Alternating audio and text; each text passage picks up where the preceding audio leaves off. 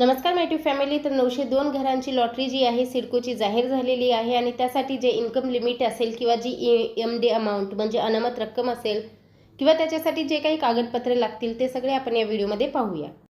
तर सर्वप्रथम आपण इन्कम लिमिट पाहूया. कौटुंबिक वार्षिक उत्पन्न जे आहे ते EWS गटासाठी म्हणजे आर्थिकदृष्ट्या दुर्बल घटकासाठी 6 लाखापर्यंत असायला हवे. तर LIG म्हणजेच अल्प उत्पन्न गटासाठी 6 लाख ते 9 लाखापर्यंत असायला पाहिजे.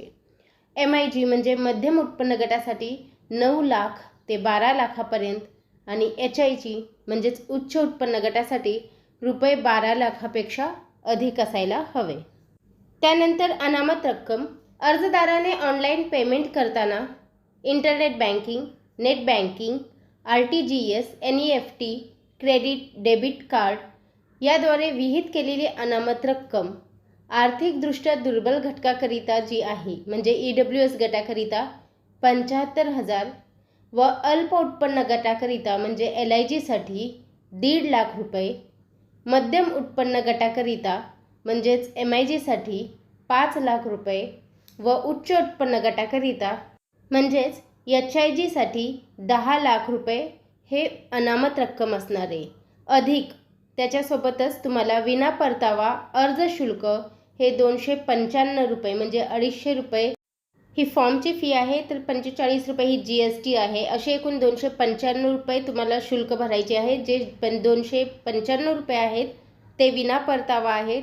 आणि जी अनामत रक्कम आहे EMD अमाऊंट ही तुम्हाला जर लॉटरीत तुम्ही विजेते झाला नाहीत तर ती अनामत रक्कम तुम्हाला परत मिळेल.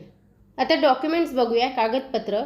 तर अर्जदाराने ऑनलाईन अर्ज करण्यापूर्वी खालील माहिती सोबत ठेवली जेणेकरून अर्ज भरणे सुलभ जाईल. तर सर्वप्रथम तुम्हाला पाहिजे पॅन कार्ड. तुमच्या नावाप्रमाणे ते पॅन कार्ड पाहिजे.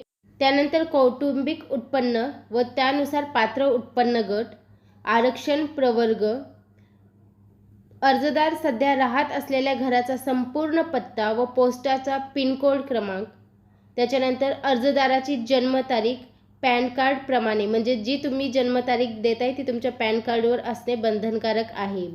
पॅन कार्डवर वेगळी जन्मतारीख तुम्ही अर्ज करताना वेगळी जन्मतारीख टाकताय तर ते चालणार नाही.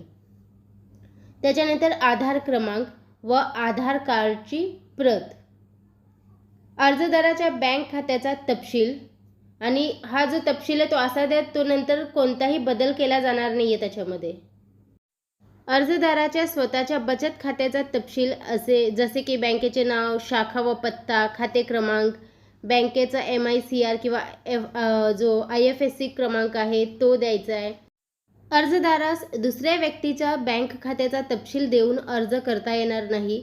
असे केल्यास अर्ज अपात्र ठरविण्यात येतील. तसेच चालू खाते, संयुक्त खाते, NRI खात्याचा तपशील चालणार नाही. अर्जदाराचा स्वतःचा जो मोबाईल क्रमांक आहे तो द्यायचा आहे. त्याच्यानंतर ईमेल ID देणे बंधनकारक आहे. अर्जदार तसेच त्याची पती पत्नी यांचे उत्पन्न असल्यास त्यांचे जे उत्पन्न आहे ते 1/4/2023 ते दिनांक 31 मार्च 2024 या कालावधीतील वार्षिक कौटुंबिक उत्पन्न. अर्जदाराने अर्जामध्ये त्याचा स्वतःचा पॅन क्रमांक देणे बंधनकारक आहे. सदर क्रमांक चुकीचा आढळल्यास अथवा दुसऱ्या पॅन कार्ड क्रमांक दिल्याचे आढळल्यास असे अर्ज चुकीची माहिती दिल्यामुळे कोणतेही कारण न देता रद्द करण्यात येतील. त्याच्यामुळे पॅन क्रमांकाची ऑनलाईन पडताळणी सुद्धा केली जाईल. अर्जदाराने स्वतःचे स्कॅन केलेले 50 KB पर्यंत JPEG फॉर्मॅटमध्ये असलेले ठळक व सुस्पष्ट असलेले छायाचित्र तयार ठेवावे. ऑनलाईन रजिस्ट्रेशन करतेवेळी स्वतःचा फोटो अपलोड करावा. तसेच ज्या प्रवर्गात अर्ज केला असेल त्या प्रवर्गाकरिताचे आवश्यक प्रमाणपत्र.